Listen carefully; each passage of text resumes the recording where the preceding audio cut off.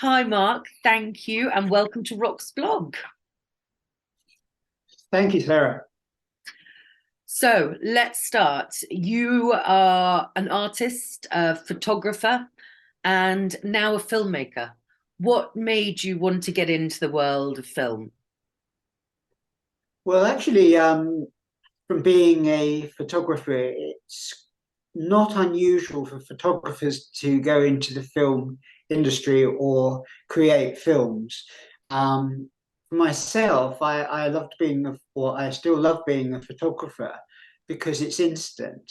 Unlike films, which sometimes I just don't have the patience to actually stand around and wait for things to change or waiting for actors or whatever the situation is.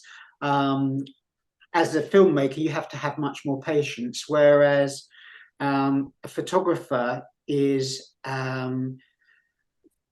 looking for something that is of the moment. You know, it's actually now. It's in a split second, and that's the best photography.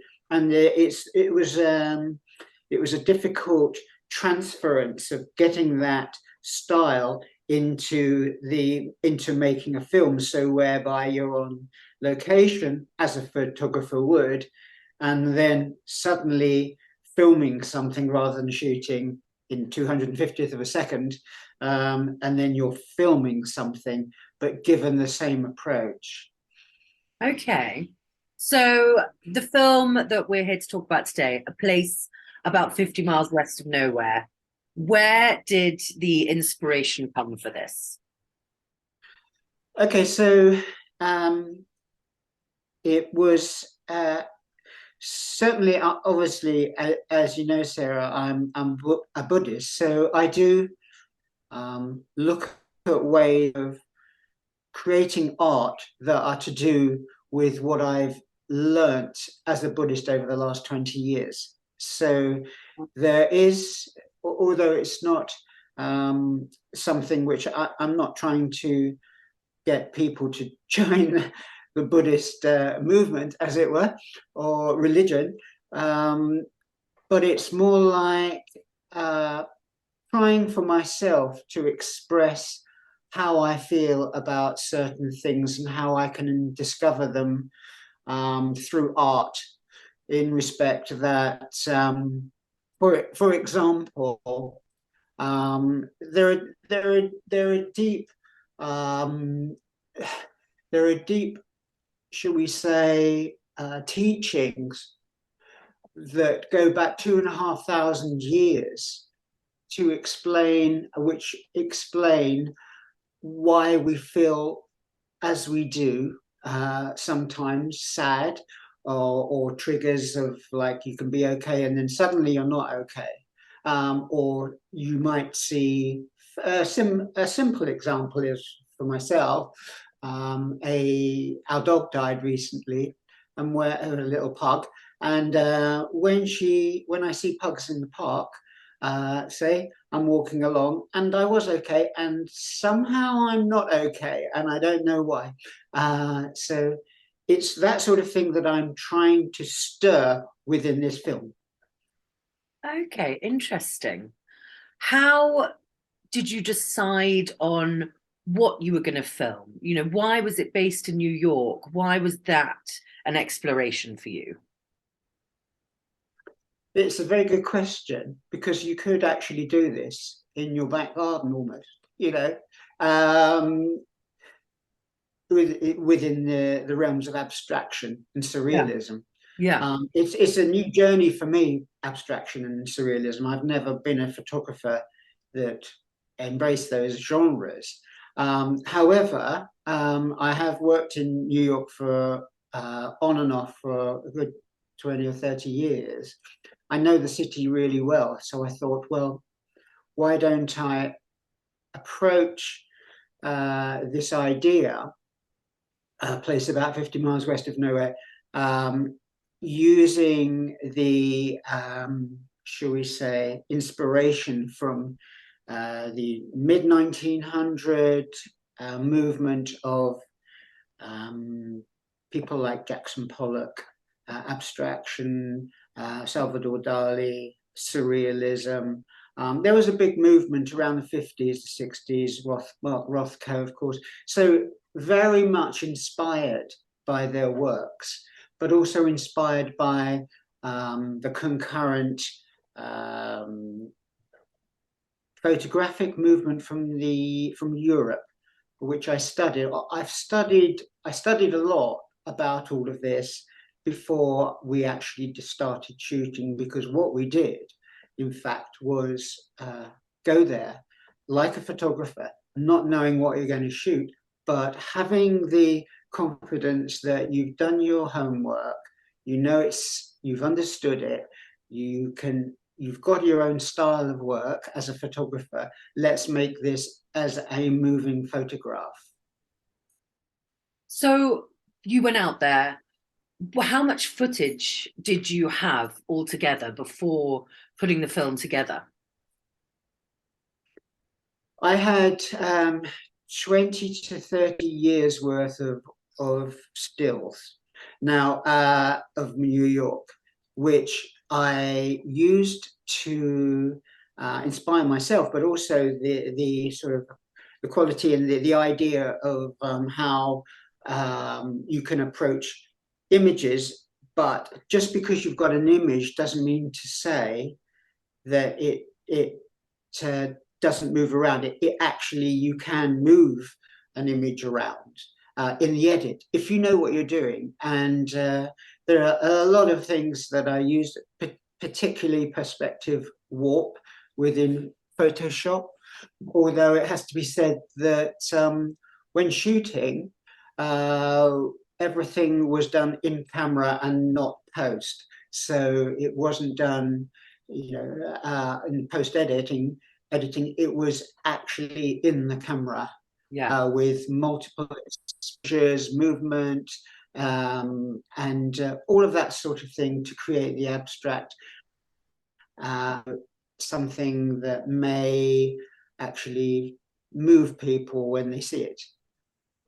So how was that process on deciding what images and what structure you wanted to put into the film? Well, it's really, you're listening to yourself, really. It's not something like oh, I never sat down and said, okay, what am I going to do? This is structure here, this is structure here, and this is going to be here, here, there, or whatever that approach is. I've just turned up with a crew and explained what we want, what we were going to do, and then you maybe use music at the same time. The soundtrack was done beforehand, so we listened to the soundtrack. How are we going to approach this shot? And then we would just do it. Okay. No strategy at all. That's what abstract expressionism is. It's finding it there and trying to put it out there. Yeah. So you mentioned music. It's such an integral part of the film. It almost brings it all together. How was that all approached? The film was initially a film that was going to be made in Mojave Desert, and soundtrack was half done, and everything was booked, hotels and everything else. But then COVID happened. So I thought, okay, I'm at home here. I had half a soundtrack, no footage, nothing other than the stills that I'd already got. But I knuckled down and thought, well, I can do this. I can create the same vibe, the same feeling, the same message, if you like, from New York. So I worked on the soundtrack, and it brought in a couple of other people to help me with the soundtrack. So we were all ready to go when the lockdown lifted. I already had. I remember on the plane listening to this whole soundtrack and then making notes as to what locations we might want to find to go with this music. And how would I approach this? So unusually for a film, creating the music first is very much an odd thing to do in a way, but that's often how I work. Something that's upside down, Yeah. and all the No, wrong way and I mean it around. reflects, yeah, it reflects Yeah, yeah, abstract expressionism and everything. exactly. Yeah, yeah. So tell us a little bit more about these images. And you were mentioning your work on Photoshop and everything. How do you edit them and flow them into each other? Well, it's very difficult to explain, but as I mentioned, everything's done in camera Mm, on the spot, as it were. So these are, I'm talking about stills. yeah. So a lot of multiple exposure. And sometimes you let your technical knowledge interface with your best friend, which is your camera, and you work like that, and say, and so you can create this because you've had the experience on how to create this sort of effect that you've got. So in other words, it's not going into, oh, I've now got 3 images and they all look quite nice. I'll pull them all together into Photoshop and then like chop and change and see if anything's going to be good. Actually, you can shoot it on the spot and then check it, of course, with digital cameras. So we check it. We checked it. That looks nice. Let's just try that again. And so multiple exposure here, there, moving things around. So I shoot you, and then I will shoot over there. Click, change shall we say the look of it, the speed of the camera, lens going, clicking, the focus, all of that can be done experimentally, but you kind of know what you're doing intuitively. Okay. So I wanted as well to talk about the narration and the words because they are so key to the film and maybe giving your audience sort of a bit more of an understanding of what they're viewing. Was this something that was planned out before, or was this worked on after you had your images? Well, this was half planned before. Because it was one of the influences which you asked me earlier was Laurie Anderson, and she actually within a song called Let X Equal X, she says, this is a place somewhere 50 miles east of here. So I thought, oh, well, I like her. Also, she's a Buddhist, so I've read her books and things like that. So yeah, I was very influenced by her. So sorry, what was the question? And So did you sorry, work on a lot of the narration yeah, before, or was it afterwards? I sorry about that. No, don't worry. I I worked on the narration a lot before because it was one of those things whereby I was inspired by her, the way she talks. So she'll talk. So the voiceover, although it was done regarding the script, we actually chopped that up in the edit. So she would say something like this, that, and I went to the park and or I went to a gallery. It was the gallery of the world. And it was like Laurie Anderson's just like that. And to be honest, pay homage to her because she's really good at that sort of thing. We didn't copy her exactly, but we are very inspired by her. Yes. And so we spent a lot of time on the script because we didn't want to lose the audience because we're already in deep water here with,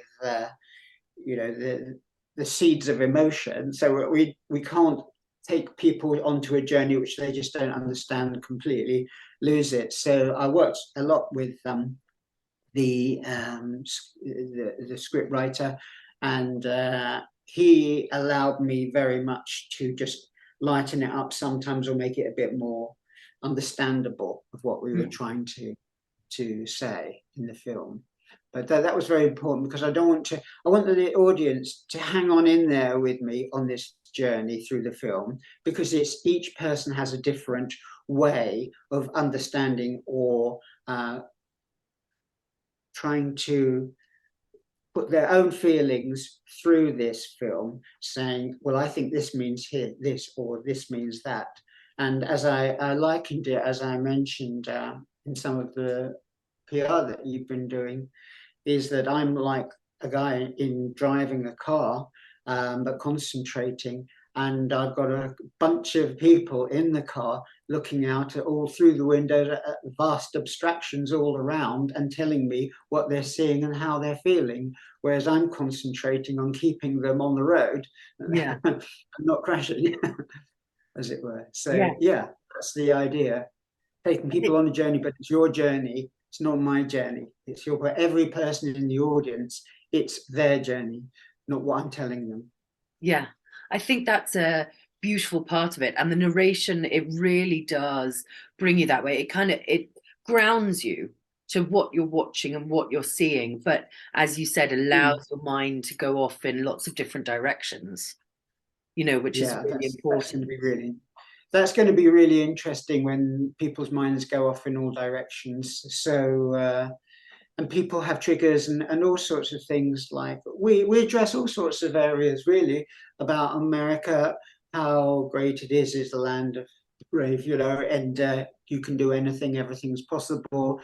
But also as the film goes on, it's brilliant and a wonderful country and everything. But there are starting to as the film goes on, you're starting to touch on climate change, racism.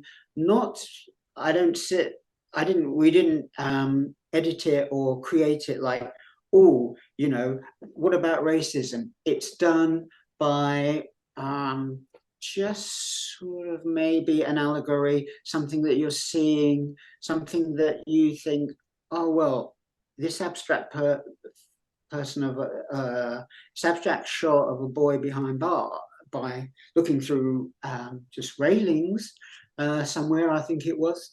That might mean something to some people about the problem with racism in America and here wherever. So it really is quite a number of triggers for stirring the seeds of emotion that are buried in your heart or your soul. Yeah. And I know that you've got, some big screenings coming up in front of people. How have you felt showing people the film so far? For you, it's such a personal and such a big part of the filmmaking process.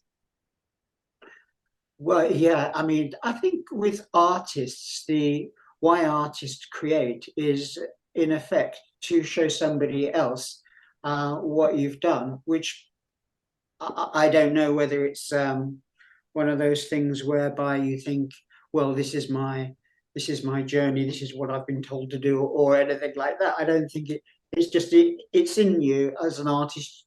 Artists want to communicate their work.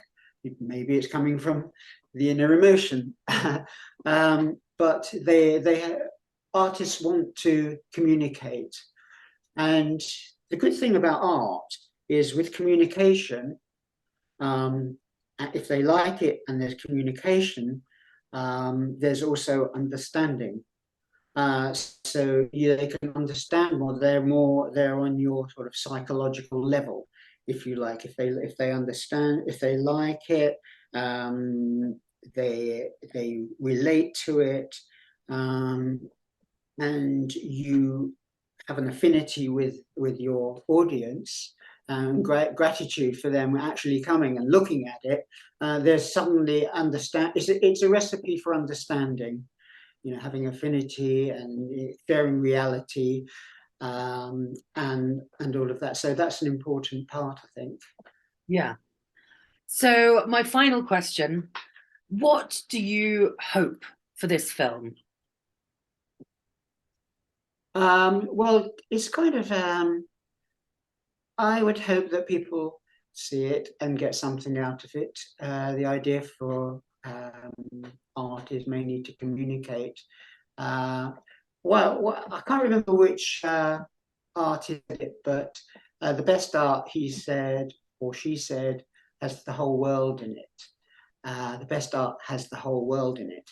So you think, what's he talking or they talking about? But in fact, if you look at the best art, it has got the whole world in it. It's got people, it's got emotion, it's got feelings, it's got everything in it.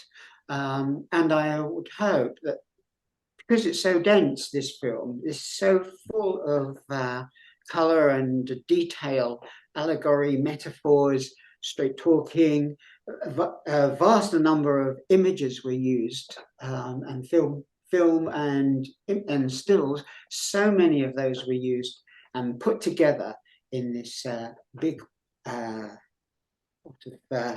images and emotion. Then it's up to the person to decide what they're going to get out of it. It's not up to me. I'll learn from you. I'll learn from you, Sarah. That's brilliant. No, I think that's fabulous. And I think art and films and all of that, the most, in my mind, the most interesting are the ones that are up for interpretation. It's very simple to slap something at an audience and for them to appreciate it, but I think to be able to make something and to be able to see how that affects people is just incredible. Yeah, the best art does that. It does. And hopefully people will enjoy mine. It will. Well, thank you so much, Mark. This has been brilliant. Thank you, Sarah. Welcome.